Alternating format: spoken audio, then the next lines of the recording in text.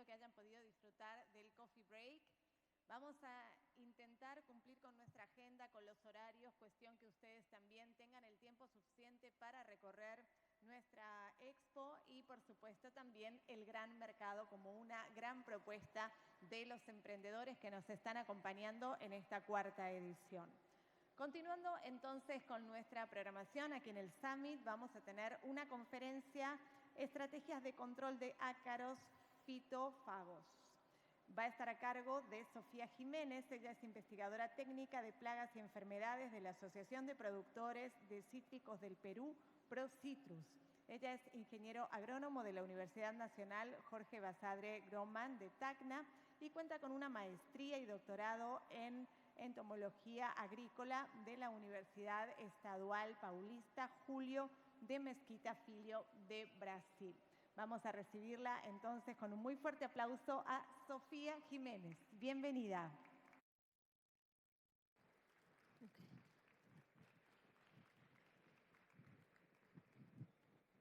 Ok, gracias. Buenos días con todos. Muchas gracias por su presencia. Como les mencionaron ya, el tema a tratar son las estrategias de control de ácaros fitófagos. Y esta charla va a estar basada más que todo en ácaros de los cítricos. Ustedes sabrán que ProCitrus es la Asociación de Productores de Cítricos del Perú. Es un gremio que en el transcurrir de los años ha ido creciendo, ya sea tanto en la parte de producción, de exportación, como en la parte de investigación. El tema de los ácaros, que de repente para ustedes es un poco diferente porque estamos más acostumbrados a ver el tema de insectos, que son organismos de mayor tamaño a comparación de los ácaros, que son organismos muy pequeños. Para la citricultura del Perú, nosotros tenemos 3 especies de ácaros que nos ocasionan muchísimos problemas, pero al mismo tiempo intentamos llevar diferentes estrategias de control, ya sean mediante controles químicos, biológicos, culturales. Entonces, intentamos de alguna otra forma contrarrestar el daño que nos pueda causar a nosotros los citricultores. Si nosotros hablamos de citricultura, hablamos muchísimo en la asociación del tema de exportaciones, ya sean naranjas, mandarinas y todo lo derivado a los cítricos. Entonces, los daños que ocasionan los ácaros son más que todo estéticos y nosotros por eso intentamos hacer muchísima investigación. Si bien es cierto, yo trabajo con los ácaros desde el año 2008 con la asociación con ProCitrus. Con el transcurrir de los años hemos ido viendo que hay muchísimas probabilidades del uso del control biológico, ¿no? Por eso nosotros le llamamos a esto ya un manejo integrado. Y es de lo que vamos a hablar un poco.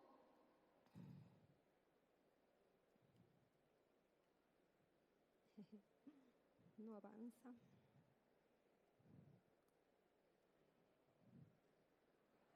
Aquí.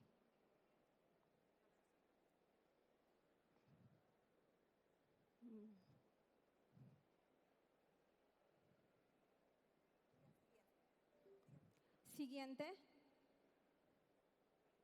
¿Sí? Ok. No. Ok. Disculpen.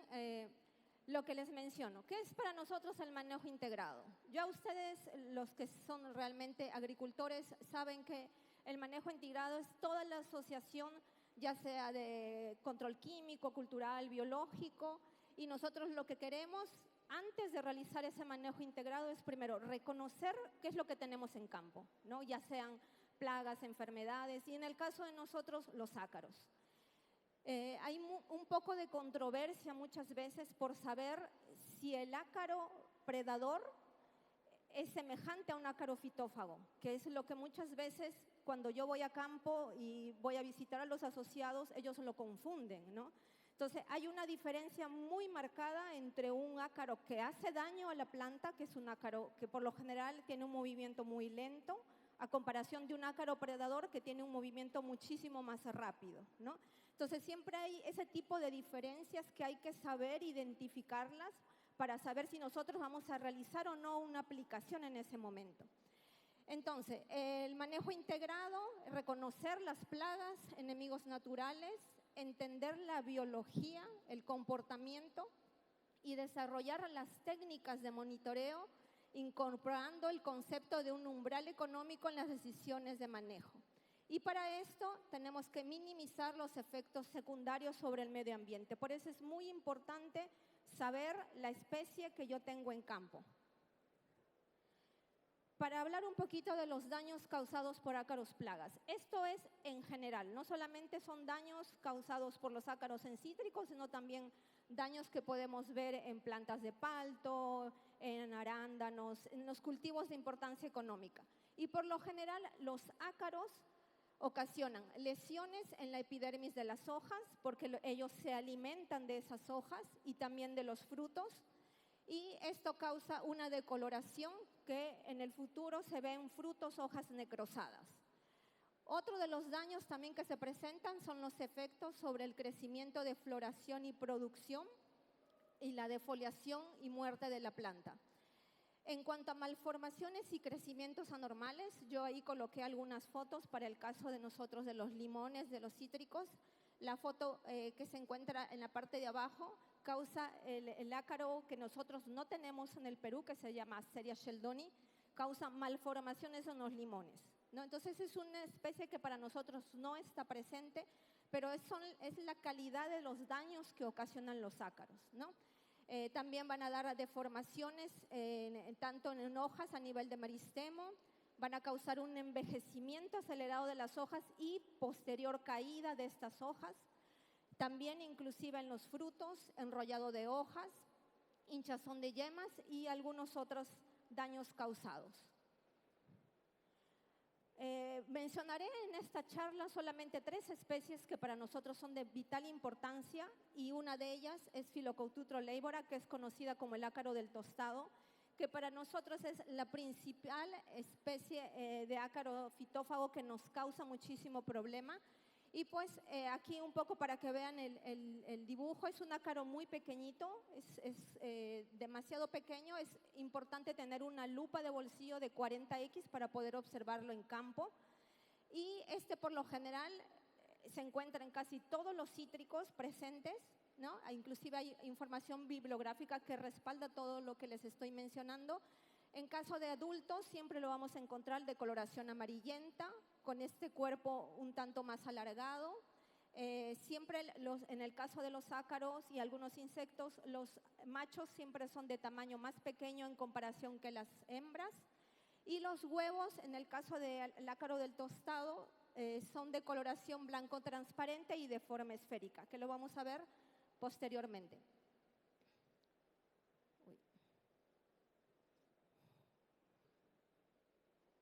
Aquí. Bueno, aquí solamente brevemente para hablar un poquito del ciclo biológico del ácaro del tostado. Como ustedes observan, es un ciclo súper acelerado y va a depender inclusive esta aceleración de su desarrollo con las temperaturas más altas. Es un ciclo muchísimo más acelerado. La media va de 7 a 14 días, que puede ser hasta menos, pueden ser 5 días inclusive desde huevo hasta adulto. Entonces nosotros vamos a ver que es un ácaro que tiene muchísimos ciclos en el lapso de todo el tiempo de la producción de los cítricos. La fertilidad de 25 a 30 huevos por hembra y la longevidad 20 días. ¿Qué daños puede causarnos el ácaro del tostado? Nosotros podemos observar estas decoloraciones que realiza en el fruto, ¿no? Podemos ver que no solamente se presenta en frutos, sino también en las hojas. Podemos ver en la foto posterior, en la parte izquierda, podemos ver hay diferentes fases del ácaro del tostado, ya sean fases de huevo, de larva, de protoninfa, de autoninfa y adultos. Entonces, vemos que son ácaros de tamaños muy pequeñitos.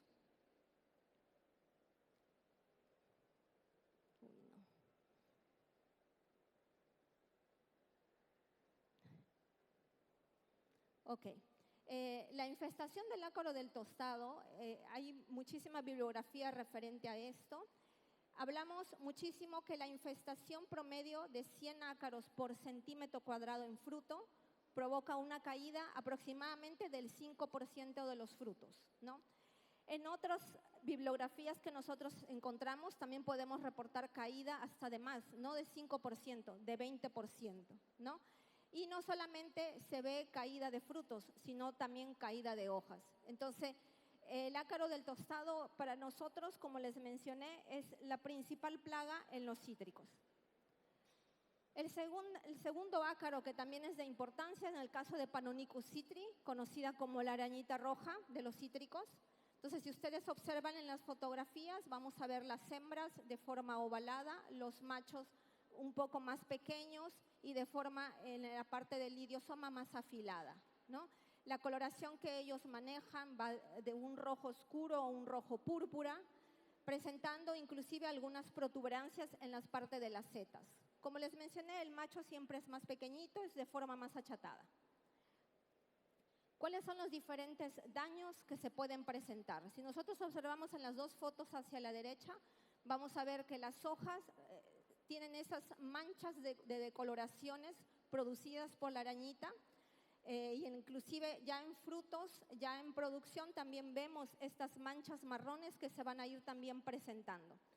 Quería colocarles aquí para que puedan ver la fase de huevo de la arañita roja, que ellos siempre colocan el huevito anclado hacia un hilo, ¿no? Que esto lo hacen como una forma de protección hacia otros organismos que quisieran predar estos huevos.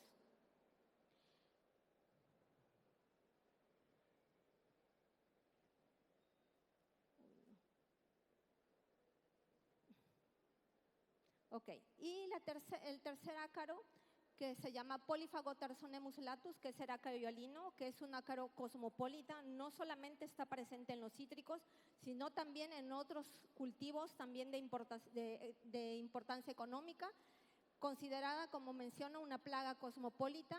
Su multiplicación también es muy rápida, pudiendo ellos tener una sobrevivencia de 19 a 20 días, es decir, ellos tienen un ciclo súper acelerado de más o menos 5 a 6 días desde huevo adulto, requiriendo de 4 a 5 días para completar una generación, ¿no? Ahí, como ustedes observan, una postura de huevito de hialino es muy característico a diferencia de las otras dos especies que se les ha mencionado.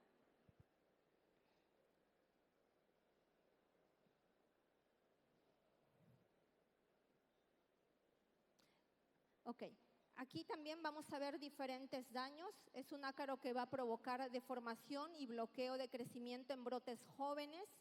Si ustedes observan en la foto posterior van a ver el raspado que nosotros realizamos para comprobar el daño ejercido por el ácaro hialino.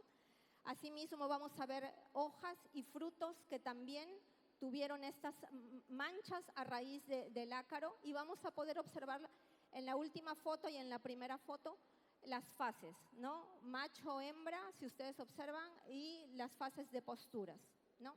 El fruto en el síntoma inicial presenta una clorosis amarillenta, verdosa, que con el transcurrir va a ir cambiando a una coloración más intensa, y como ustedes observan se va a hacer como una mancha marrón.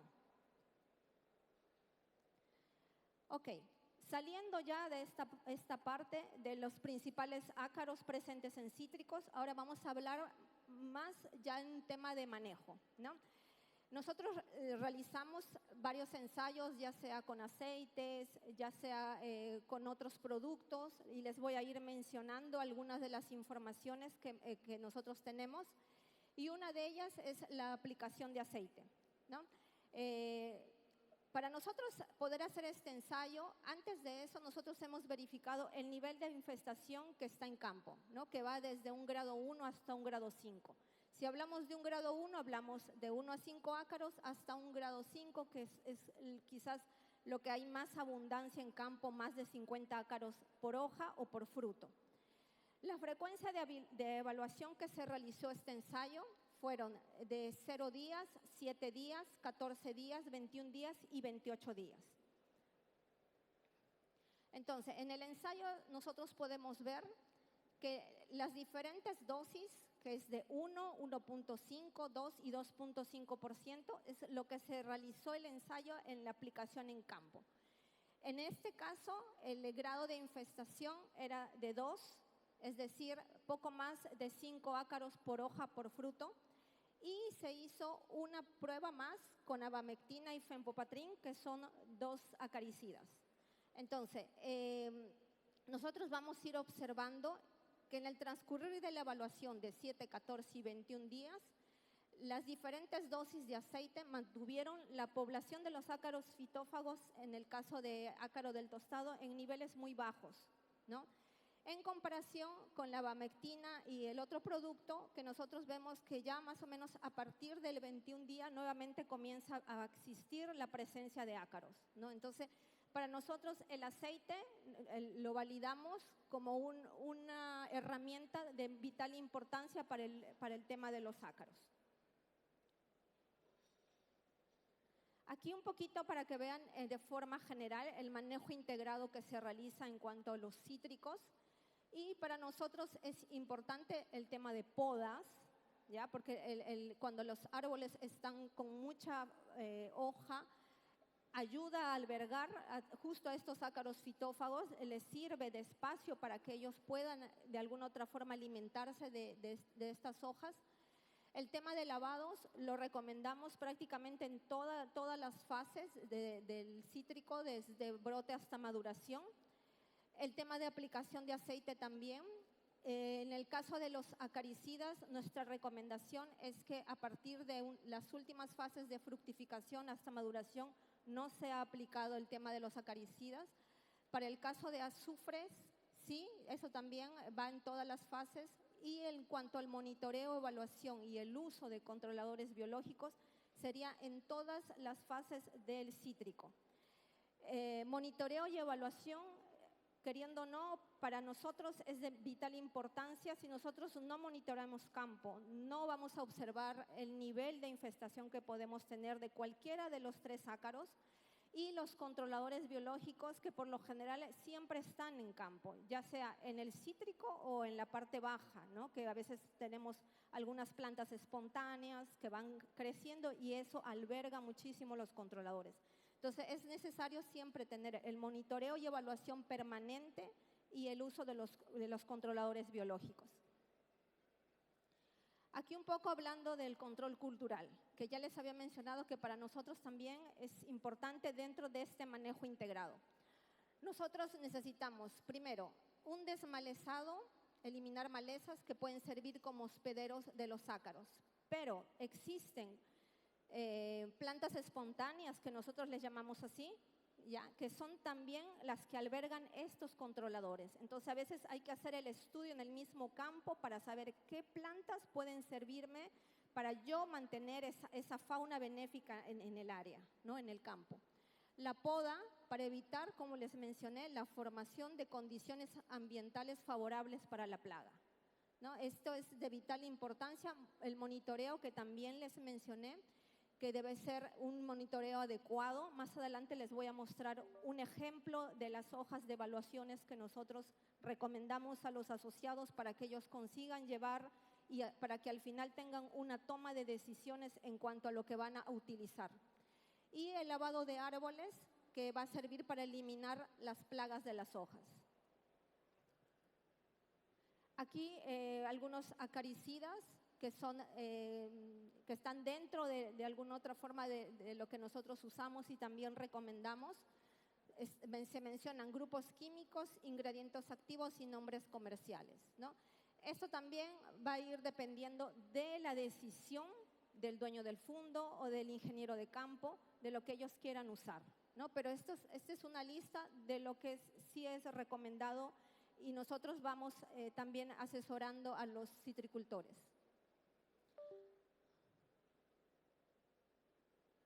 Aquí para que vean los efectos también del modo de acción en cuanto a algunos acaricidas. Tenemos el sistema nervioso y muscular. Existen 2 ingredientes activos, como el caso de la abamectina y el fenpopatrin, que están presentes. En el caso de los ingredientes activos que van a causar como que la atrofia de la respiración celular en los ácaros son 4.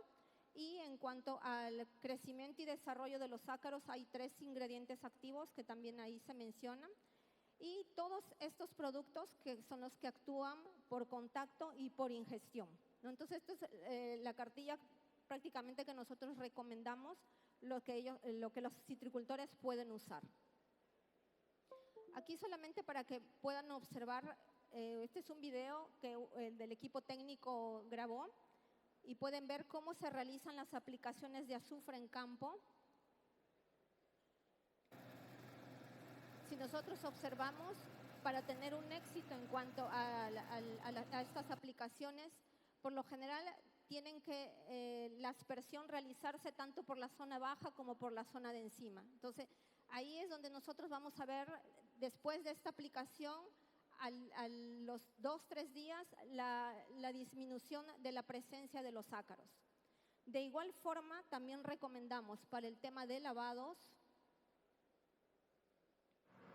igual cuando se realizan los lavados, ya sea solamente con agua o con jabón potásico, que también se cubra toda la planta, desde la parte baja hasta la parte alta, ¿no?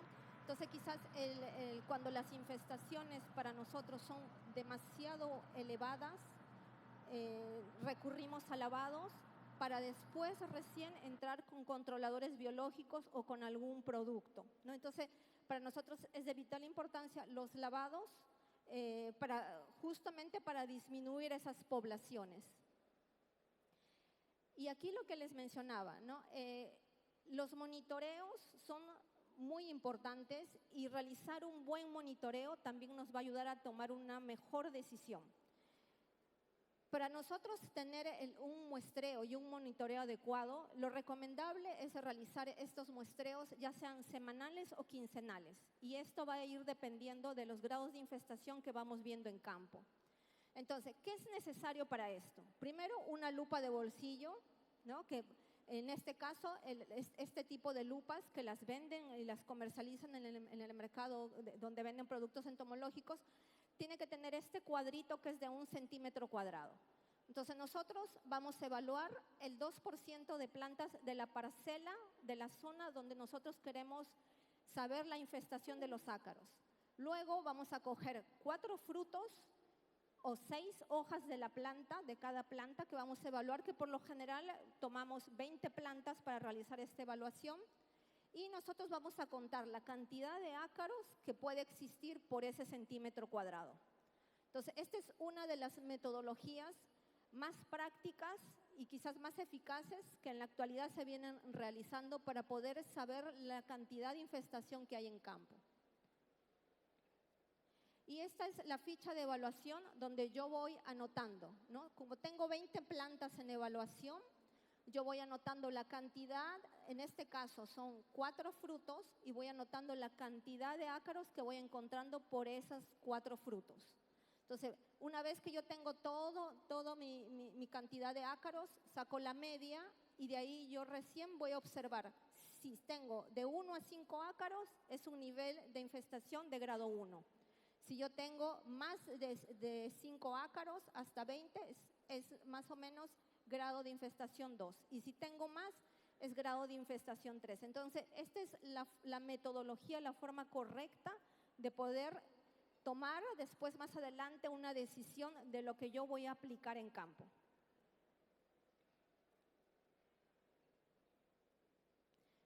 Y aquí hablando ya de los controladores biológicos.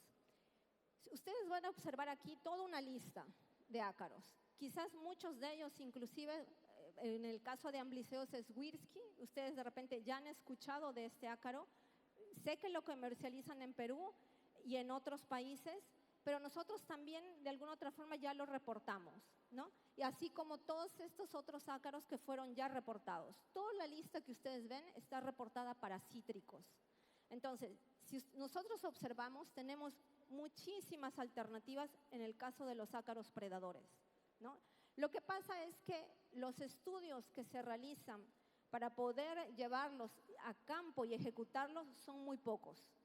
Entonces, esto es justamente lo que les quiero ahora mencionar, que la Asociación de Productores de Cítricos del Perú, a partir de este año, estamos ya empezando a hacer ya la investigación con los ácaros, ya sean predadores y los fitófagos, ya a nivel de investigación un poco más minuciosa, ¿no? Entonces, Tenemos 3 años, ese es uno de los nuevos aventuras que tenemos en la asociación y en el área de investigación. Entonces tenemos que ver en 3 años y ver alternativas, ya sea con el tema de los ácaros, ya sea con biológicos, esa es otra cosa que les voy a ir comentando, porque Brasil nos lleva muchísima delantera en cuanto a los productos biológicos para el tema de ácaros fitófagos. Entonces, si ustedes ven, hay mucho por todavía descubrir. Inclusive en el caso de Eusebius concordis y todos los Eusebius que podemos ver en la lista son especies que son muy fáciles de criar en el mismo fundo. No necesitamos comprar de afuera, sino nosotros mismos lo podemos criar. La metodología de crianza no es tan difícil ni complicada, pero es formar parte, ¿no? de querer llevar un manejo integrado más limpio o quizás más enfocado hacia el control ambiental, ¿no? Entonces, aquí solamente para que ustedes vean, tenemos muchísimos ácaros que pueden servirnos para los citricultores y algunos de ellos inclusive para los que se dedican a palto, que también están asociados, como el tema de Amblyceius cerviculus, que también es para paltos, Amblyceius chungas, Eusebius concordis, Eusebius scutalis. Entonces también hay alternativas para otros cultivos. Y algo que aquí les quiero mencionar, que no son ácaros predadores, pero sí son ácaros que muchas veces cuando entro a campo y converso con la gente de campo, con los técnicos, con los ingenieros, ellos creen que estos ácaros pueden ser plagas, ¿no? Pero no son plagas, son ácaros que también de alguna otra forma son controladores, no consumen directamente el ácaro fitófago que puede estar en campo, pero pueden estar consumiendo hongos. En el caso de Cheletogenes puede estar consumiendo piojo orinoso, ¿no? En el caso de los oribátidos, que les gustan mucho los hongos porque ellos están en el suelo, son ácaros de suelo. Y en el caso de los ameroceides, que también son ácaros que son, si hablamos vulgarmente, son basureritos, ¿no? Que les gusta comer cadáveres de otros insectos. Entonces, están presentes, pero como fauna benéfica. Entonces, a veces confunden a estos ácaros. Claro, yo entiendo que las formas que pueden tener quizás puede dar a entender que es una plaga, pero son también controladores. No exactamente de los cítricos, pero están presentes en campo. Entonces, siempre hay que tener un poco de cuidado para no matar a lo benéfico que podemos tener. Y aquí lo que les comentaba, nosotros tenemos muchísima colaboración con Brasil, por lo mismo que yo realicé los estudios en Brasil. Entonces mantenemos el contacto y vino ya en 2 oportunidades un acarólogo muy reconocido que de repente ya han escuchado hablar de él, que se llama Daniel Andrade. Él es profesor en la universidad y también trabaja con cítricos y con los ácaros, pero en Brasil, ¿no? Ustedes saben que Brasil también tiene todo un área de cítricos y ellos no exportan fruto, pero sí exportan jugo. Entonces, ellos también tienen muchísimos problemas con los ácaros, quizás muchísimo más que nosotros. Nosotros tenemos 3 de importancia económica, ellos tienen 9 de importancia económica. Entonces, ellos vienen investigando el tema de los hongos entomopatógenos y esto es algo que para nosotros, para el proyecto que tenemos por 3 años, vamos a ir también haciendo los ensayos y vamos a ir también viendo qué efectos pueden tener en la zona de Perú, ¿no? Y aquí un poco para que vean, estas diapositivas le pertenecen a Daniel, que nos las dejó. Ellos hicieron ensayos con 4 hongos, en el caso de Hirsutella thomsoni, Cordyceps fumarosea, que antes era Isaria, Metarrhizum anisoplae y Bauberia bassiana. Entonces, ellos realizaron inclusive esta toma de fotos en microscopios de muchísima más alta tecnología y usaron una hirsutela con una cepa que ellos la estudian, que pertenece a una de las universidades de allá de Brasil. Y si ustedes observan, en la foto se puede ver como la secuencia. Cuando ellos hacen la aplicación del hongo, vemos cómo el hongo va muriendo, ¿no? Hasta que vemos en la tercera foto que el hongo, prácticamente hirsutela, invadió todo el ácaro y el ácaro ya murió, ¿no? Entonces, esto a los 5 días de aplicación del hongo. Entonces, vemos que para ellos el uso de estos entomopatógenos les está yendo muy bien. Las biofábricas en Brasil han crecido inmensamente. Entonces, posiblemente para Perú también ese ya sea prácticamente el futuro, ¿no? Buscar alternativas más biológicas. Aquí también les voy a mostrar algunos ensayos también, que esto también es de Brasil. Y aquí nosotros vemos a Cordyceps fumorosea. En el caso de 5 frutos, ustedes van a ver con el testigo, cuando se aplica el hongo, van a ver que las frutas tienen menos mancha de ácaro del tostado en comparación del testigo, que tiene mayor cantidad de manchas, ¿no? Entonces vamos a ver una diferencia que se puede inclusive observar mucho mejor con Hirsutella thomsoni. Van a ver la diferencia, frutos más limpios a comparación del testigo. Entonces vemos que las metodologías que Brasil viene usando y viene utilizando para el tema en el caso de ácaro del tostado, Phyllocotutra leibora, les está yendo muy bien. Hay muchos detalles promisorios.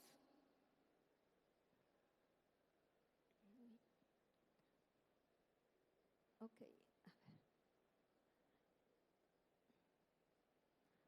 Ok. Y aquí algunos problemas para un control eficiente de ácaros.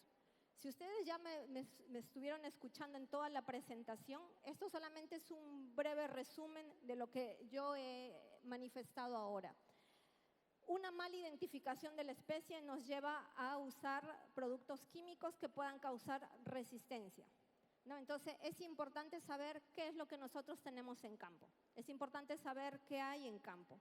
Entonces, una de lo que se recomienda y de las cosas que más quizás yo divulgo es saber a lo que me estoy enfrentando, qué es lo que tengo en campo. Otro de los problemas que nos puede causar un uso ineficiente es las malas técnicas de muestreo, es decir, no llevar el protocolo que les había mencionado, de llevar el conteo, del grado de infestación, simplemente ver en campo, bueno, posiblemente yo tengo un grado 3, ya, bombardeo y aplico todo esto de químicos, de acaricidas, y yo en el futuro voy a ver que voy a causar una resistencia, porque posiblemente el acaricida no va a hacer efecto. Entonces, tenemos que tomar buenas decisiones, los dueños y los ingenieros de campo deben de hacerlo, por eso vamos a tener deficientes esquemas de combate y el desconocimiento del control biológico existente. Es importante saber realmente lo que tenemos en campo y siempre se los voy a repetir en todas las presentaciones que de repente ustedes me van a ver. Es necesario mantener la fauna benéfica, porque si nosotros la alteramos, los poquitos controladores que podemos tener ahí al hacer las aplicaciones con los acaricidas o con muchos químicos o inclusive para las malezas que se usan productos, todo eso mata a esa fauna. Entonces no es tan complicado realmente de llevar una forma de integración. Justo acabo de ver aquí a un agricultor que yo voy muchísimo a su campo a hacer colectas, que es el ingeniero Benjamín Rey, y que él también tiene un campo que yo sé que al inicio no ha sido fácil, que él consiga quizás esas alternativas, ¿no? Pero que él ha visto que en el futuro esto se puede llegar. Es solamente tener un poco de paciencia. Yo entiendo que el citricultor o cualquier persona que se dedica al tema de los cultivos de importación, pues de exportación, quiere de alguna otra forma recibir un beneficio, ¿no? Pero siempre también es importante equilibrarlo. ¿Hay alternativas? Sí. ¿Tenemos que estudiarlas? Sí. En el tema de los entomopatógenos es un reto que tenemos por 3 años. Esperemos tener resultados muy buenos para después también poder, así como en estas presentaciones, difundirlos y puedan tener más alternativas, ¿no? Si bien es cierto, lo que yo les he presentado son hongos que están presentes en la zona de Brasil, ahora nosotros tenemos que estudiar los que están aquí en Perú, ¿no? Entonces, hay muchas alternativas aún por hacer, muchas cosas por hacer. Y bueno, aquí también les quiero mostrar esta parte, por eso les digo que todo es cuestión de un poco de paciencia e investigación. Este es un trabajo que fue realizado cuando yo estuve haciendo el doctorado y esto fue realizado en Brasil. Brasil tiene lo que es la Diaphorina citri, ¿no? Para ellos esto fue lo que prácticamente les cerró las puertas de exportaciones en frutos, ¿no? Entonces, ellos tienen Diaphorina y en ese momento lo que a mí me pidieron en el doctorado era buscar ácaros predadores en sus diferentes zonas citrícolas de ellos y poder ver si hay alguna opción de algún ácaro para el control, especialmente de los huevos de la diaforina, ¿no? Este trabajo duró 4 años y busqué en 3 diferentes estados de Sao Paulo, es decir, Sao Paulo, Minas Gerais y un estado más. Encontramos muchísimos ácaros. Ustedes van a ver toda esta lista que encontramos, fueron más o menos 14 especies de ácaros. Pero ¿qué pasa? Para poder tener estos ácaros, adaptarlos a las condiciones del laboratorio, darles todo, prácticamente facilitarles el acceso para que después tengan y consumir los huevos de diaforina no fue fácil. Por eso es que la investigación no es de un año, las investigaciones así duran muchísimos años.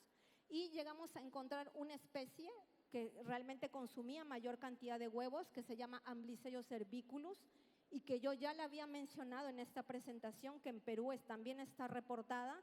Entonces tenemos en Brasil alternativas para diaforina.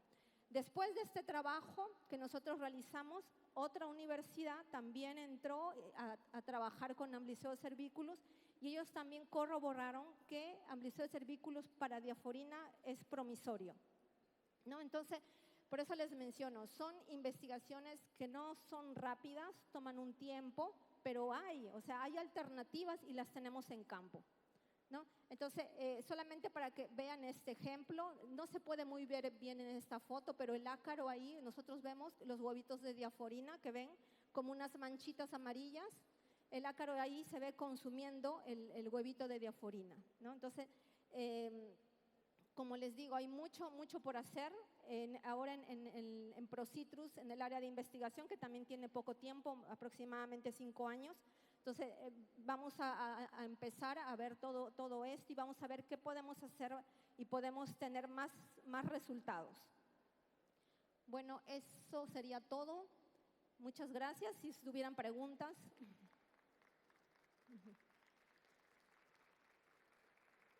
Ok, ya.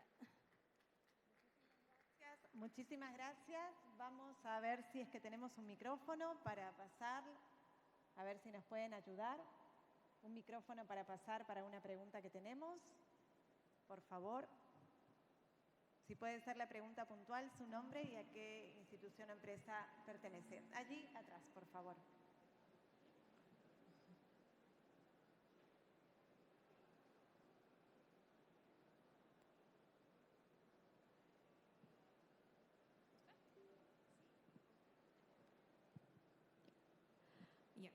Buenos días, buenas tardes con todos. Yo soy Natalie Torres, soy bióloga, pertenezco al proyecto especial Chavimochic de la Libertad. Mi pregunta va a que ya que se ha tocado el tema de ácaros, que podemos utilizarlos como controladores biológicos y justamente el trabajo que usted ha mencionado en sílidos. Por ejemplo, en la papa hay un sílido que es una nueva plaga, la Bactericera coquerelli. Entonces yo quisiera saber si hay un ácaro de la lista de especies predatores que usted ha mencionado que haya o que tenga un control o que se haya realizado, ¿no?, ensayos para esta plaga, porque este sílido representa grandes problemas en el rendimiento y en la producción de los agricultores de la sierra, no específicamente en papa. Gracias. Sí, ok. Sí, de la lista que coloqué, Amblyceus swirski es el ácaro que ya se ha estudiado, inclusive como nosotros tenemos el laboratorio de ProCitrus de investigación en el área de control biológico de Senasa de ATE, nosotros sabemos un poco de esta información que usted nos está diciendo porque ellos han realizado ya esos ensayos justo con ese ácaro. Yo sé que están a publicar todo lo que ellos han hecho, no solamente con ácaros, sino con productos y otras alternativas biológicas que han usado. Entonces sé que lo han hecho con swirski porque existe también ya bibliografía de Nueva Zelanda, no sé si han dado una revisión ahí. Hay una investigadora en la Universidad de Nueva Zelanda que ya hizo 2 publicaciones y ella mencionó Amblyceus swirski, Amblyceus cucumeris, que nosotros Amblyceus cucumeris no lo tenemos, pero swirski sí lo tenemos. Entonces, para tu respuesta, la alternativa sería Amblyceus swirski. Solamente que hay que intentar hacer, porque la zona donde sé que está presente es en la zona Piura, la zona de Piura hacia la parte de la sierra. Entonces, Swirsky resiste algunos tipos de temperatura, pero si son zonas muy bajas de temperaturas con más o menos 15 a menos de temperatura, podría tener algún problema el ácaro. Entonces, en laboratorio responde bien al nivel de predación, pero tendrían que también de repente buscar otras alternativas, más que todo por la zona, ¿no? Pero en el mundo sí hay ya reportes de esas 2 especies que le menciono. Muy bien, muchísimas gracias. Vamos a despedir con un muy fuerte aplauso entonces a Sofía Jiménez. Gracias por esta excelente exposición que ha compartido con nosotros. Y vamos a armar nuestro escenario. A continuación vamos a pedirles para que puedan armar el escenario porque tenemos un panel que se viene. Vamos a pedirles por favor a las personas de apoyo. Vamos a hablar de la biotecnología disruptiva para la descontaminación de los metales pesados en las fuentes de agua, el prototipo del río Tumbes. Quienes aún no han devuelto sus receptores, los invitamos a hacerlo en la mesa. Recuerden que están sus documentos de identidad porque ya no vamos a tener por el momento o por el día de hoy exposiciones en inglés, para lo cual ustedes pueden cómodamente devolverlos, obtener sus documentos y poder continuar con la jornada. Bien, comentarles también, para quienes nos están acompañando desde no hace mucho tiempo, que la Feria de Exhibición de Agrofest tiene sus puertas abiertas hasta las 7 de la tarde. Y ustedes saben que en el ingreso está el Gran Mercado, este espacio donde nos están acompañando emprendedores de las distintas regiones, dando a conocer sus productos, para lo cual ustedes pueden visitarlos también hasta las 7 de la noche, pero la diferencia es que el Gran Mercado va a mantenerse abierto hasta el día sábado. Ustedes saben que Agrofest ha sido ayer miércoles, hoy jueves y mañana viernes. Culminamos el viernes, pero el Gran Mercado va a continuar abierto hasta el día sábado, para lo cual, con la entrada libre y gratuita, ustedes pueden pasarle la voz a muchas personas que deseen venir y conocer esa propuesta de valor, ese espacio que Agrofest le da a los productores para que puedan visibilizar todos los productos y todo el trabajo que vienen realizando desde hace bastante tiempo. La idea de esto es que los productores puedan mostrar todo lo que vienen realizando y Agrofest, por supuesto, es el espacio y el marco ideal para hacerlo. Y ahora sí, vamos a invitar a quienes van a formar parte del panel. Vamos a recibir a Sebastián Saveris, a Vasco Macías, invitamos a Celestina Brenes, a Jorge Raigada y también vamos a invitar a este escenario a Vitze Brum. Los recibimos a todos con un fuerte aplauso. Bienvenidos. Vamos a ir conociendo brevemente la trayectoria de ellos. Sebastián Saveris es empresario belga con una destacada trayectoria en el ámbito de la sostenibilidad y la innovación tecnológica. Es CEO y cofundador de Inspiratus Technologies, una empresa peruana dedicada al desarrollo de soluciones sostenibles, especialmente en la producción de biochar, un material con aplicaciones en agricultura regenerativa y captura de carbono. Bienvenido, Sebastián. Vamos a presentar también a Vasco Macías. Él es fundador de la primera planta de ovoproductos en el Perú en el año 1997, fundador y presidente del grupo Alimenta, el cual agrupa empresas de innovación en alimentos con presencia en América Latina y Asia. Además es director de La Calera y miembro del Consejo Consultivo del Programa Mundial de Alimentos. Muy bienvenido, ya nos ha acompañado el día de ayer. Celestina Brenes, por su parte, es especialista en bioeconomía de la cooperación internacional en ICA. Fue seleccionada para el primer comité de inversión en bioeconomía de Costa Rica como una de las 50 jóvenes mujeres líderes del país. Celestina, bienvenida también. Jorge Raigada es agroproductor con experiencia en manejo de desarrollo orgánico de los cultivos.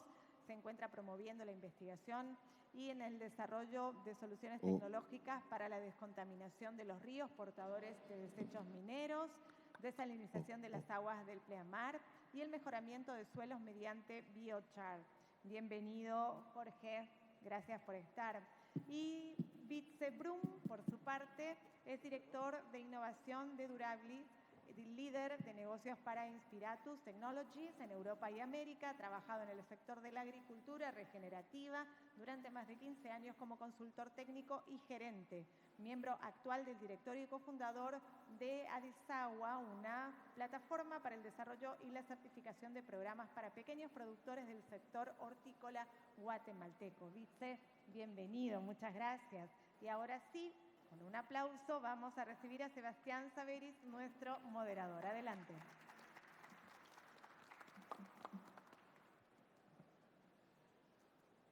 Buenos días, señores, señoras. Voy a empezar con una mala noticia. La mala noticia es que la Tierra algún día va a desaparecer. Y no va a desaparecer por falta de recursos, sino por excedente de recursos. Y eso es debido a la misma estrella que nos da hoy la vida, el Sol. Y para poner las cosas en perspectiva, quisiera hacer un ejercicio de imaginación. Imagínense que toda la energía del Sol representa todo este edificio, que son aproximadamente 100.000 metros cúbicos. Imagínense que la energía del Sol es toda esa cantidad. De esa cantidad, ¿cuánto llega a la Tierra? El volumen de esa botella. Aproximadamente 2 millones de veces menos. Y de esa cantidad, ¿cuánto consumimos nosotros los humanos? Esa gotita. Entonces, la cantidad de energía que llega a la Tierra es inmensa. Pero seguimos hablando de escasez de agua, escasez de comida, escasez de recursos, degradación de suelos, cuando hay tal abundancia que está alrededor de nosotros. Entonces, la pregunta es si realmente podemos aprovechar toda esta energía. Y si bien es cierto, nosotros consumimos una gota, hay algunos organismos que están captando esta cantidad, 100 veces más. Y esos organismos son las plantas. Es cierto, hace 3.5 mil millones de años, las plantas capturan 100 veces más energía cada año y lo almacenan. Y esas plantas básicamente tienen dos funciones. Y esa función es aprovechar la energía del sol. Primero, son paneles solares, captan la energía. Y segundo, son fábricas químicas que convierten esa energía en algo utilizable. Cuando nosotros hablamos de aprovechar esa energía y esa tremenda abundancia, es que hemos empezado a hablar de la economía del carbono. Pero es una economía que en sí tiene que ver con lo que nos da la naturaleza, la bioeconomía, la economía regenerativa, la sostenibilidad. Y en ese contexto, nosotros hemos pensado en cómo nosotros podemos aprovechar esa nueva economía con un pequeño video de 2 minutos.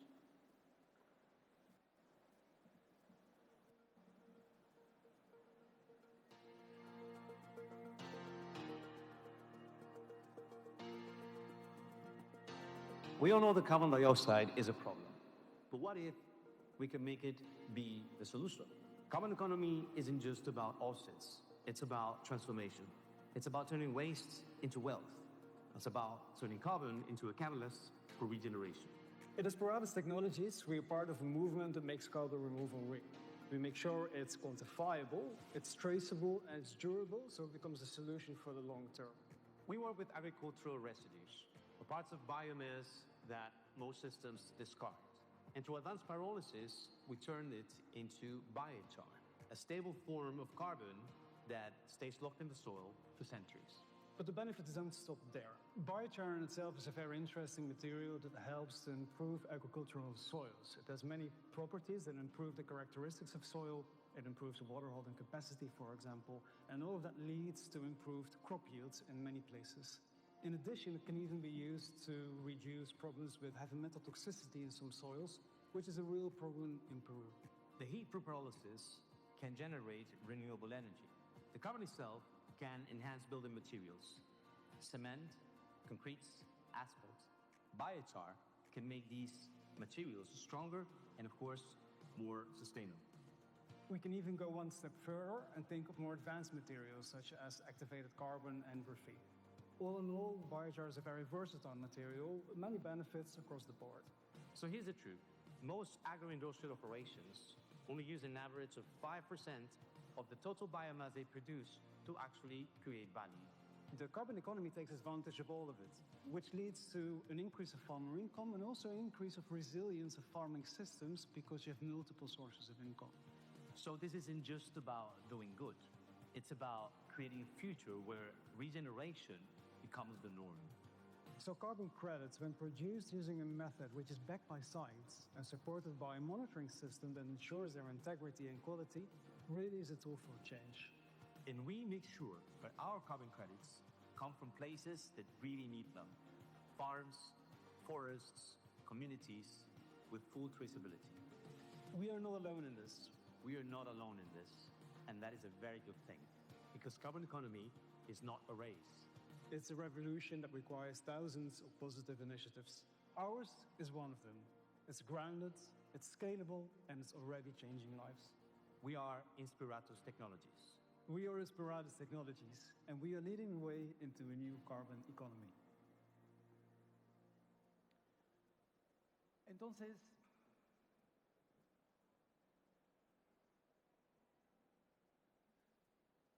lo que nosotros queremos traer hoy en la conversación con el estimado panel que hemos podido juntar es que los recursos están disponibles, están abundantemente presentes, pero el tema es de aprovecharlos.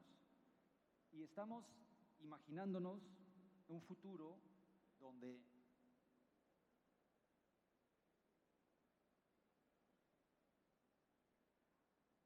empezamos a juntar a todos los actores que se pueden organizar de tal forma para aprovechar no el 1%, no el 5%, sino el 100% de los recursos que nos da la naturaleza, sin poder terminar de vaciar lo que las tierras nos tienen para ofrecer, en un sistema donde terminamos siendo mucho más eficientes.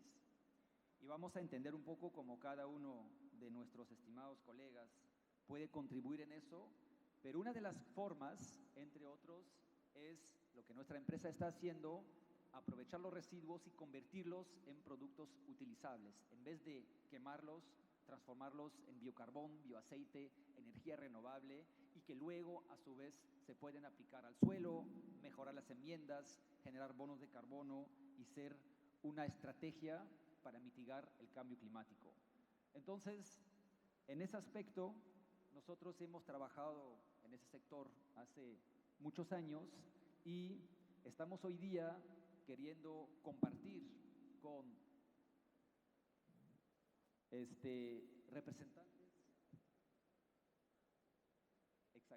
representantes de distintos sectores, tanto políticos, que sociales, que empresariales y expertos, para reflexionar sobre cuáles son las estrategias necesarias para desatar y desencadenar esa tremenda oportunidad.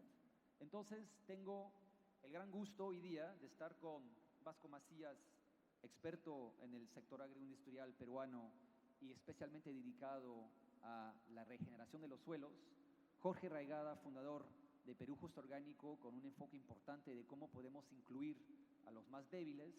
Wietse Vroom, representante tecnológico de nuestra empresa dedicada a la certificación bonos de carbono y mercado del carbono.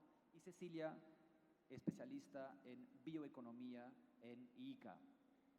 Con eso, la idea es de intercambiar sobre cuáles son las oportunidades y soluciones que tenemos en esa nueva economía del carbono.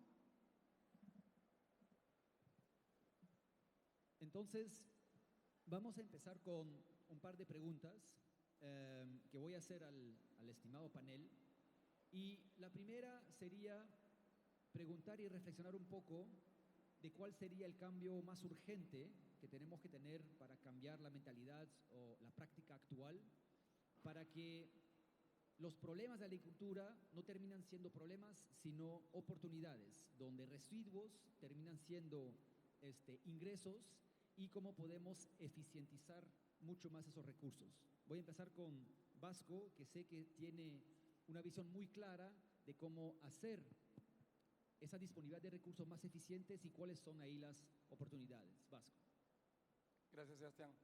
Se puede hablar mucho de esto, pero para ser concreto, creo que lo primero que tenemos que darnos cuenta es que los sistemas siempre se tienden al balance, pero en los últimos quizás 50 o 60 años hemos estado a nivel mundial desbalanceados por una cantidad de energía muy barata. En los años 60 accedimos a energía barata, fertilizantes baratos, dijimos ya está, solucionamos el problema de la alimentación con fertilizantes baratos, pero sin darnos cuenta que eso desbalancea mucho del sistema. Yo lo veo como un joven que de pronto se da cuenta que tiene fuerza y hace bulla y hace fiesta hasta altas horas de la noche sin darse cuenta que está perjudicando a los vecinos.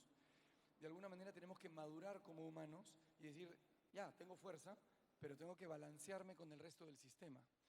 Y ese balance puede hacer que revirtamos lo que hemos hecho en estos 60 años de generar emisiones por utilizar fertilizantes sintéticos baratos y entender, es un poquito más de trabajo, pero entender el sistema, cómo funciona la naturaleza y mediante una agricultura que esté balanceada, recapturar buena parte de ese carbono que se ha emitido y entrar en balance. Gracias. Interesante. Tal vez en esa misma pregunta quería consultar con Jorge, que ha estado bastante dedicado también a la inclusión del más débil del eslabón. Jorge, ¿cómo consideras que deberíamos cambiar el sistema actual justamente para incorporar al actor más débil hoy día en esos sistemas agrícolas? Sí, yo creo que hasta ahora hemos estado viviendo el paradigma de que la economía agraria es filosofía, ¿no? Cuando quieres avanzar y desarrollarla, ¿no? O sea, quiero una agricultura pura, orgánica, sin entender lo que dice Vasco, que equilibrando los protocolos del manejo agronómico hacemos riqueza. Y la riqueza es sustentable, que es lo más importante. En el caso que nosotros venimos trabajando, por ejemplo, la mayoría de productores, pequeños productores, muchos en la sierra sobre todo, no han accedido a la implementación de químicos.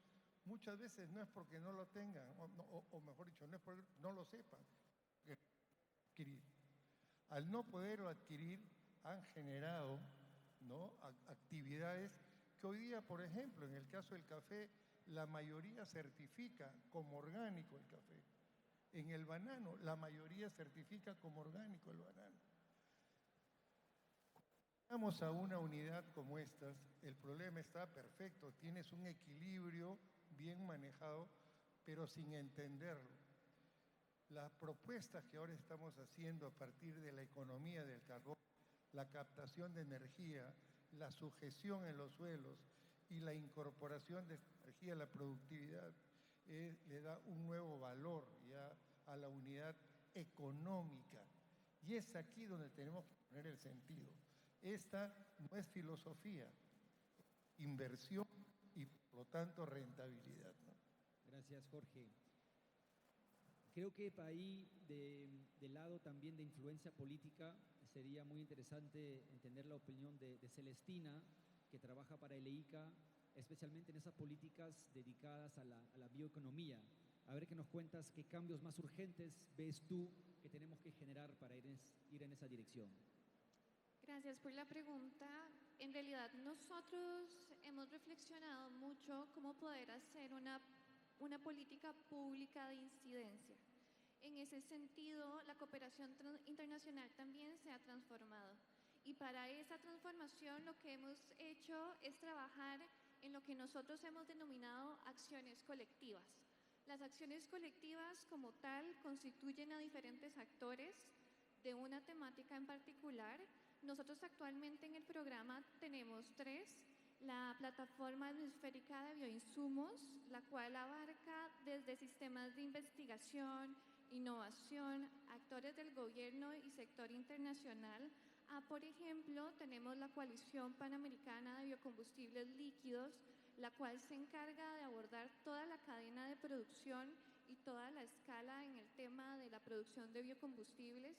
Y justamente poder tener esta cantidad de actores involucrados en un mismo sector, hablando, conociendo sus necesidades desde diferentes puntos de vista, es lo que nos permite llegar a decirle a los gobiernos: hey, esto es la información que hemos recopilado, no de un solo país, de diferentes países, no de un solo sector, de diferentes sectores, y poder dar un input que en realidad, si no estuviera la cooperación internacional, sería muy complicado de recopilar, porque estamos hablando de diferentes puntos de vista, nacionalidades y sectores sobre la mesa para una formulación de política pública que resuelva necesidades o posibles ventajas o oportunidades de mejora en la realidad.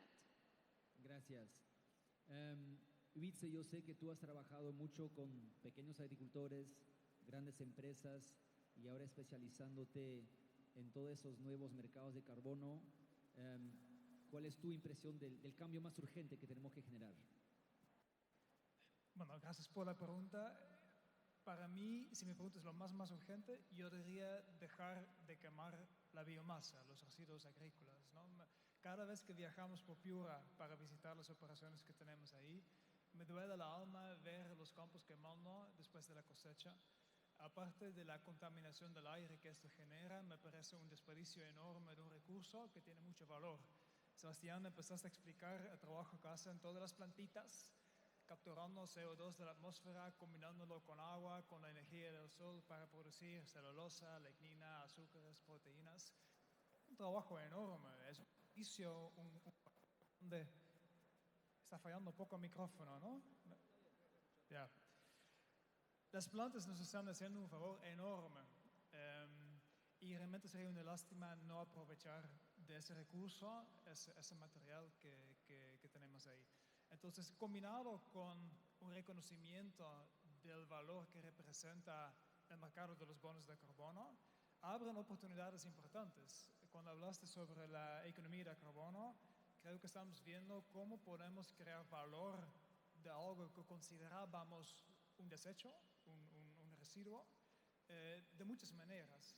Y eso realmente no depende de subsidios, no depende de, filantropía, por decirlo así. El mercado de bonos de carbono realmente tiene un interés en limpiar la atmósfera de las cantidades de CO2 que ya tenemos ahí en el aire, ¿no? Que lo que ya emitimos y lo que continuamos emitiendo en los próximos años hasta que lleguemos a una economía net zero, como dicen en inglés, que tiene 0 emisiones de efecto invernadero.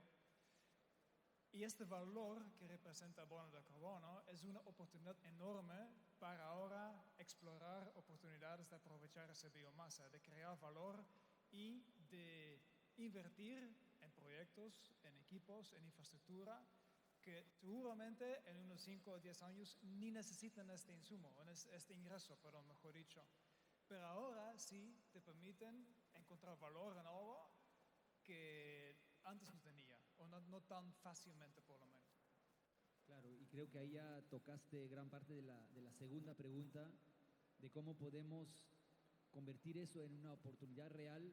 Es cierto que las plantas capturan tanto dióxido de carbono que termina siendo parte de los objetivos para decarbonizar la atmósfera y parar y revertir el cambio climático.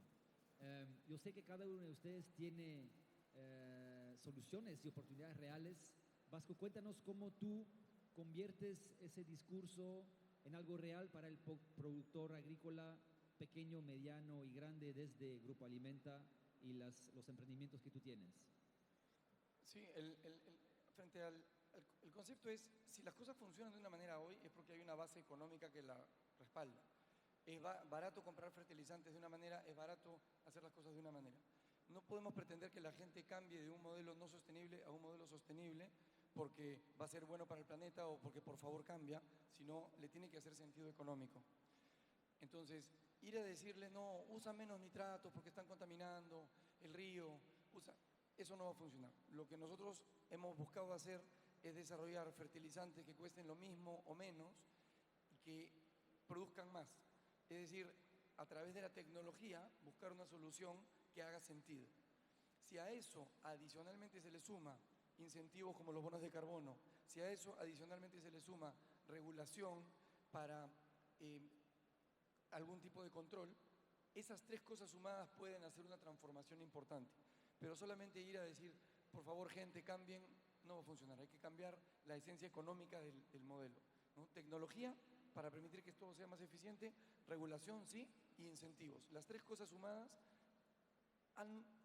definitivamente hay casos de éxito anteriores, como la reducción del ozono, de los gases de efecto, los CFCs, en donde esas tres cosas estuvieron involucradas. Nosotros estamos participando básicamente desde el lado de la tecnología, hacer que las cosas, que los fertilizantes puedan ser más eficientes. Pero, según ti, ¿ya existen las tecnologías para generar todo este cambio o todavía falta desarrollarlas? Ya existen, no necesitamos inventar nada nuevo. Las tecnologías existen y están disponibles. Lo que tenemos que hacer es ir y usarlas y ser los pioneros en usarlas, y los pioneros siempre tienen ventaja. Perfecto, gracias. Misma pregunta, Jorge, para ti, ¿qué desde tu organización ejemplos prácticos y oportunidades reales ven con los productores? Yo sé que tienes un cariño especial para los más débiles, para convertir esa oportunidad en algo real.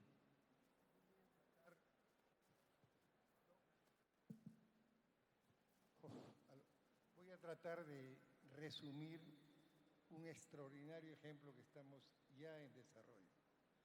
Hace un año acudimos a Ferreñafe.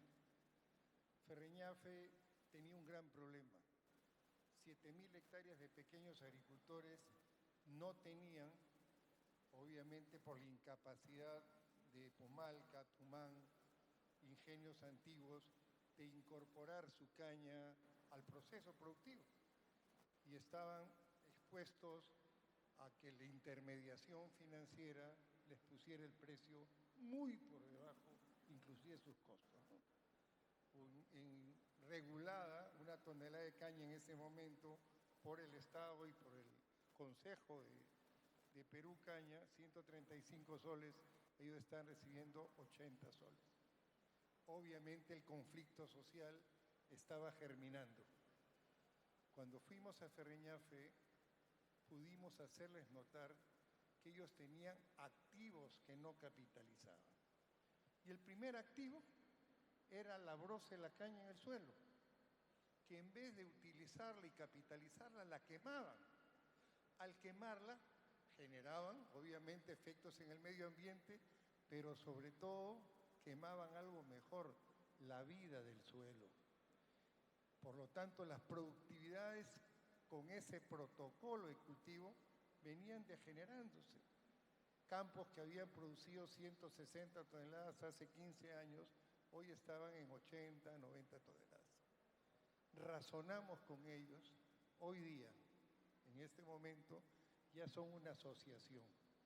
Estamos negociando con Agroolmos la venta directa y en verde de la caña. Los estamos ayudando con la cosecha mecanizada y en primer lugar ahí ya ya tienen 12 a 20% de recuperación de la producción de caña, porque al quemarla pierden producción y pierden azúcar.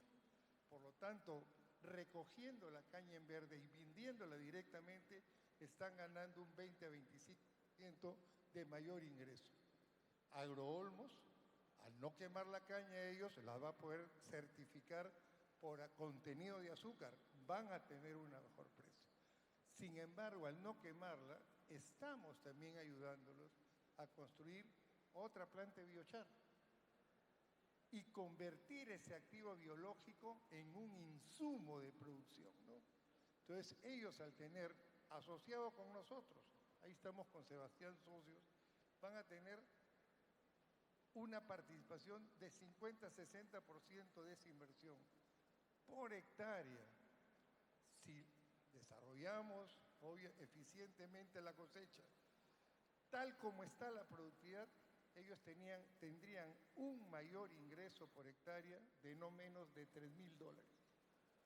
Con $3,000, ellos han superado 3 veces el ingreso actual en venta, solo por capitalizar el activo biológico y no generar la ruina que significa quemar ese activo, ¿no? Ese es un ejemplo concreto.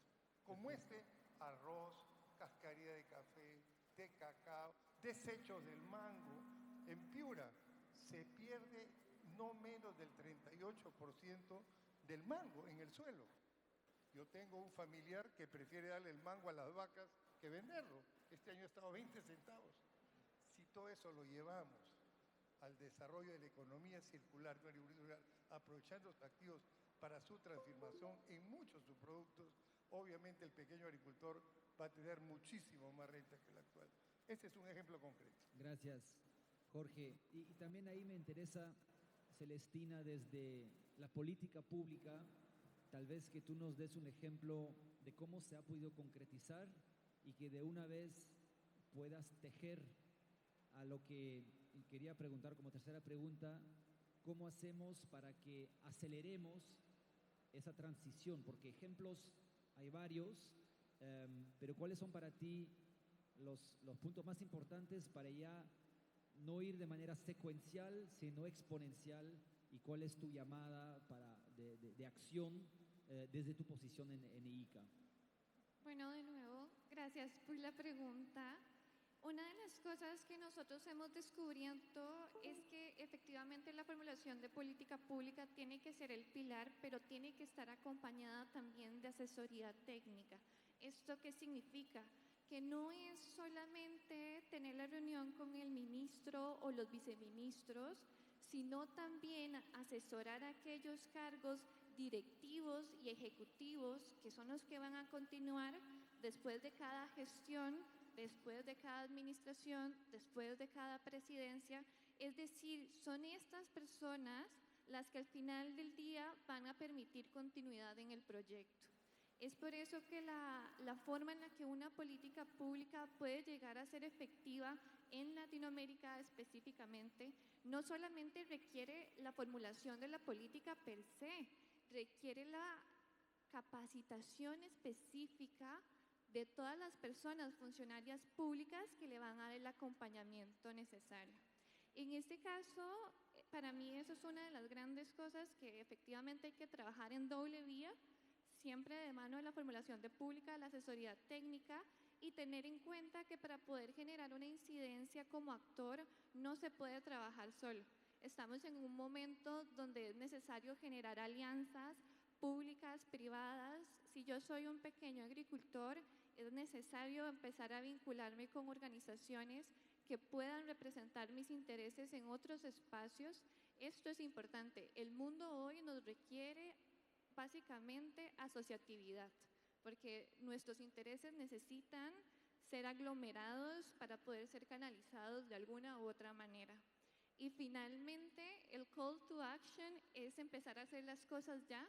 Es momento para, además de tener reuniones, además de hacer proyectos, empezar a tomar las decisiones desde el aparato público para que se traduzcan en momentos específicos en la asamblea o en los países con políticas públicas ya dictaminadas, ya decretadas y apoyos específicos para que estas políticas públicas tengan partidas presupuestarias y personal que las alimente durante diferentes administraciones.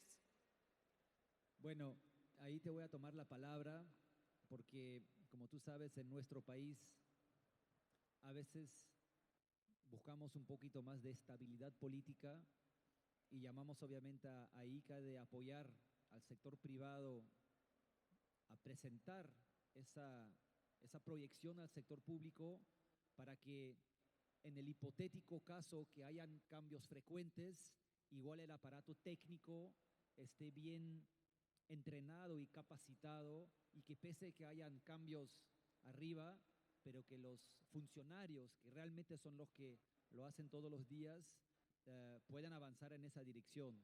Y ahí obviamente contamos con ustedes. Vasco, yo sé que tú también tienes muy claro cómo quieres transicionar hacia esa agricultura 2.0 y 3.0. ¿Cuál es tu llamado a acción para el sector agrícola para convertir eso en una realidad? Bueno, el llamado a la acción más simple es, si tienes residuos, tienes valor. Nosotros en la producción de huevos en La Calera tenemos el estiércol, hoy lo tenemos puesto en valor. Si alguien produce caña o palma, tiene residuos. No, eso no es mi problema, yo me enfoco en la venta de azúcar, yo me enfoco en la venta de aceite. Si tienes residuos, tienes valor. Y por otro lado, sabemos que la agricultura sube y baja los precios. Quien tiene manejado bien sus residuos, no solamente tiene una mejor, vamos a decir, imagen ambiental, sino que tiene un ingreso adicional que lo va a hacer resiliente en los momentos cuando los precios bajan. Y hoy las tecnologías están para que la disposición de residuos no sea un costo, sino que sea un ingreso. Entonces, hay que tener dos dedos de frente y simplemente decir, oye, ok, ¿qué tecnología hay? ¿Cómo lo pongo en valor hoy? ¿Cómo me pongo en acción hoy? Y por otro lado, si soy un agricultor, tengo que estar pensando que hay una tremenda oportunidad en hacer eficiente la producción desde el suelo. ¿Cómo me uno a la vida? ¿Cómo me alineo a lo que la naturaleza ha funcionado durante miles de millones de años? En vez de estar tratando de hacer una agricultura solamente química. Eso para mí son las dos llamadas a despertar, grandes oportunidades. Gracias. Y me sigo en esa línea de pensamiento. No sé si ustedes conocen el concepto de la mimicracia, que es, si tienes un problema, resuélvelo mirando a la naturaleza. Dense cuenta que en la naturaleza no existe el concepto de residuo. Son productos y subproductos que van transformando y terminan siendo el insumo para otros. No hay desechos, porque una planta que bota una hoja termina siendo alimento para la bacteria que alimenta otra vez a la planta en un ciclo de la vida. Entonces, tal vez deberíamos dejar de usar las palabras desechos o residuos, sino en oportunidades que debemos aprovechar en su totalidad. Ahí, Vitze, yo sé también que estás bastante metido en las políticas internacionales que deberían soportar esa transición hacia esta economía del carbono. ¿Cuáles son para ti las acciones más urgentes que tomar para no empezar, porque ya ha empezado, pero más que todo acelerar esa transición? Es una buena pregunta. Para empezar, me da mucho placer ver que un país como Perú, que realmente históricamente ha contribuido muy poco al cambio climático, si no se ve enfrentado con los efectos mucho más fuertes que otros países en el mundo, ahora también tiene una clave mano para contribuir un montón a la solución, remoción de carbono de la atmósfera y así bajando la velocidad del cambio climático. Creo que desde la Unión Europea hay interés en apoyar, y también otros países desarrollados, en apoyar a nivel internacional estos cambios, tanto para reducir emisiones como proyectos para la captura de carbono, que es un tema inherente casi en la economía de carbono que estamos discutiendo acá. Para Perú y los políticos, creo que hay mucho que podemos hacer para tener más conciencia sobre lo que dijo Vasco, ¿no? Residuos no existen, todo lo que consideramos el residuo, que es biomasa, realmente representa valor, aprovechémoslo. Pero también identifiquemos. Es casi chistoso ver lo que hemos visto en varios casos, que muchos productores ni cuenta se dan de las cantidades de biomasa que producen por hectárea. Lo tienden a subestimar tremendamente. También el tema de alianzas, ya fue mencionado varias veces. Lo que nosotros vemos es que tecnología no es el cuello de botella. Vasco, también ya lo mencionaste. Realmente es el diseño de un proyecto con los proveedores y los actores que logran aprovechar los diferentes coproductos en una economía de carbono.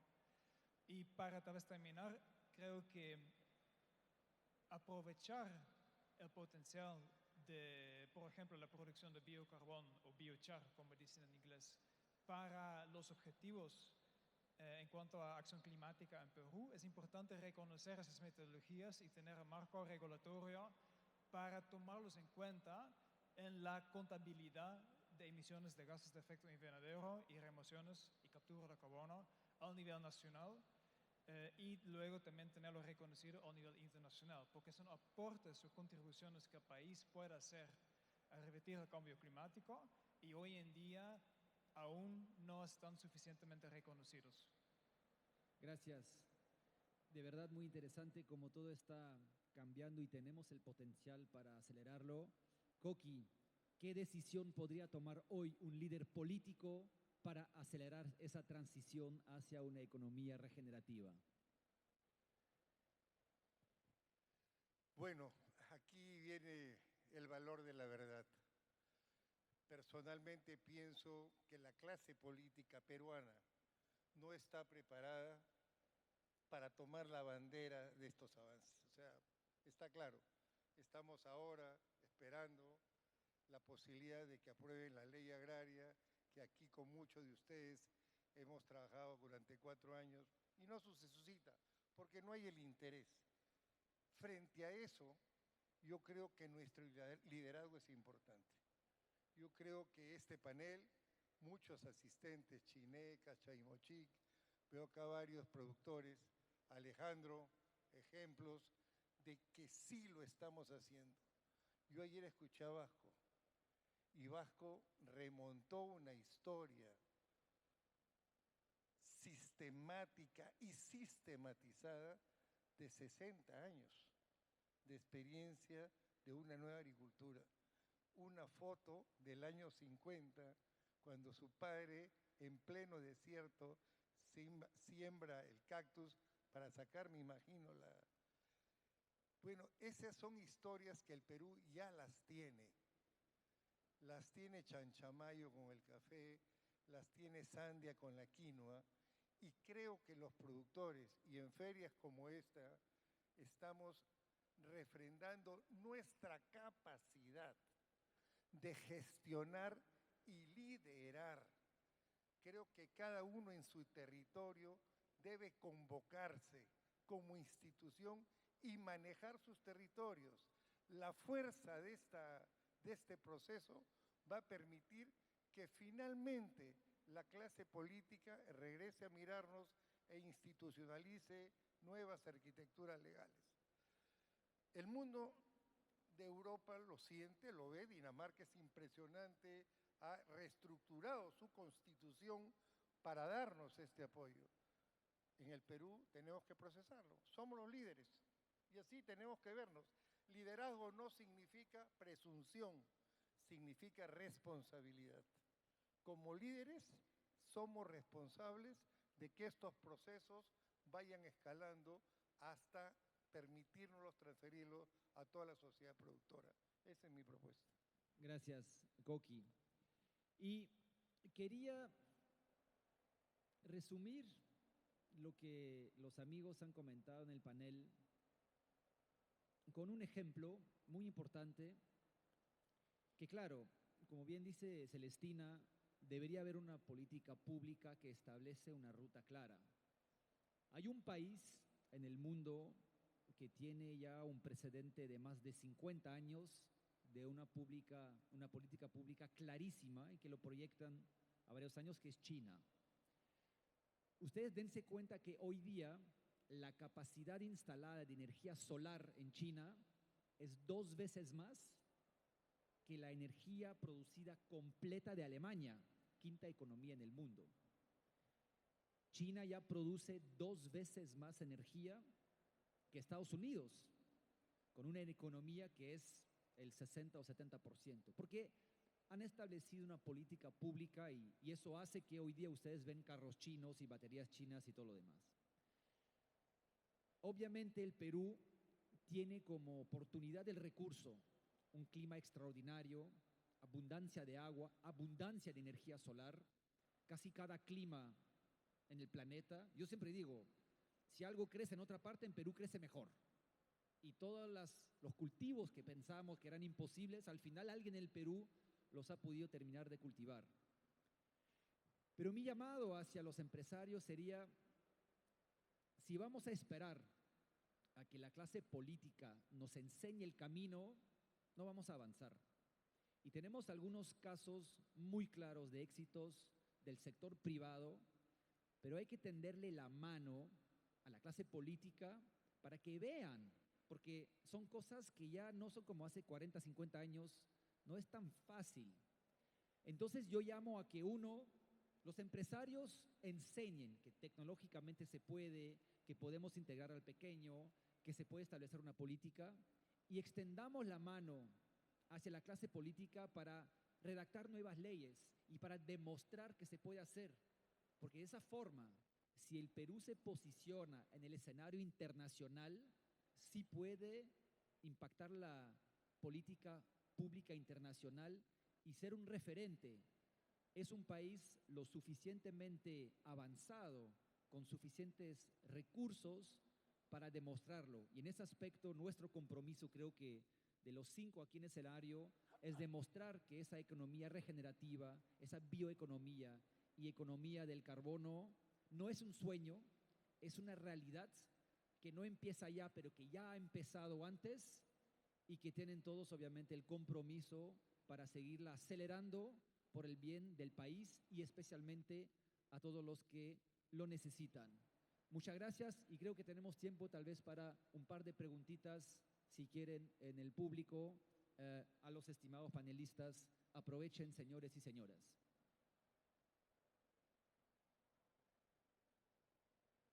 O no sé si hay que circular el micrófono.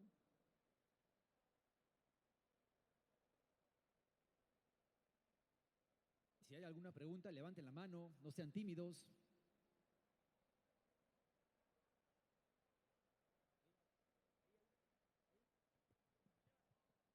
Allá, por favor, acérquenos un micrófono al señor.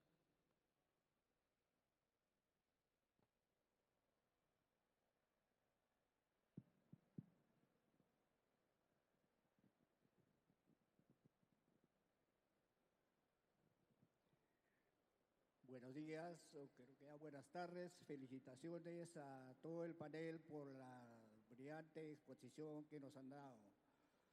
Mi pregunta sería para la representante del ICA. Soy Alfredo Trinidad, representante de la revista Agroperú Informa. Usted ha mencionado de que para realizar o lograr estos cambios se requieren de políticas públicas permanentes que sean aplicados en todas las entidades públicas, de tal forma que cuando hay cambio de un director o de funcionarios o de ministros o de gobierno, le den continuidad. Pero lamentablemente la experiencia que tenemos en el Perú es todo lo contrario. Entonces, ¿qué sugerencia usted podría hacer para que esto tenga un verdadero cambio en el futuro? Muchas gracias. Excelente pregunta. Celestina, a ver si nos iluminas. Muchas gracias por esa pregunta. Creo que esa pregunta nos la hemos hecho cualquier persona que trabaje en política pública. ¿Cómo podemos sostener una iniciativa de este tipo cuando nos damos cuenta que nuestro sistema político en Latinoamérica enfrenta estas situaciones? Nosotros nos hemos dado cuenta que el sector privado en realidad resulta ser un gran aliado.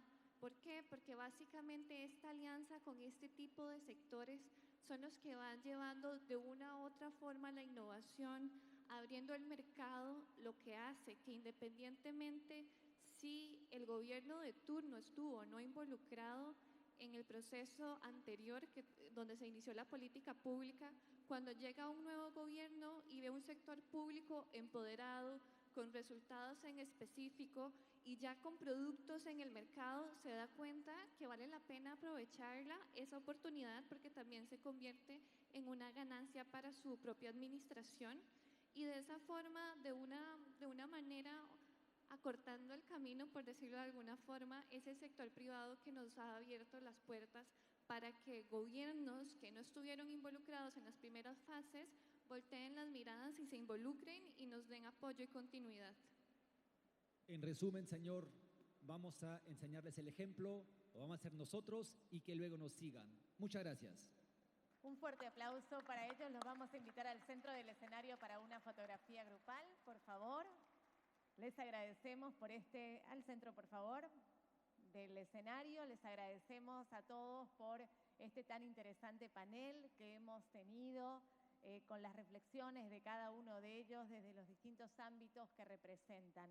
A todos ustedes agradecerles también. Ahora nos vamos a tomar una hora de break para que ustedes puedan pasar por los food trucks, para que puedan pasar por el Gran Mercado, para que puedan visitar la expo de este AgroFest 2025. A las 2:20 puntualmente vamos a regresar con una siguiente conferencia sobre soluciones energéticas para la agroindustria. Disfruten de esta hora, visiten esta segunda jornada de AgroFest y nos reencontramos en una hora más. Muchas gracias. Por favor, quienes aún tienen los receptores pueden entregarlos porque ya no tendremos el día de hoy ninguna conferencia en idioma inglés. Recuerden que tienen ustedes allí los documentos de identidad para no olvidarlos. Recuerden también llevar sus pertenencias. Muchas gracias.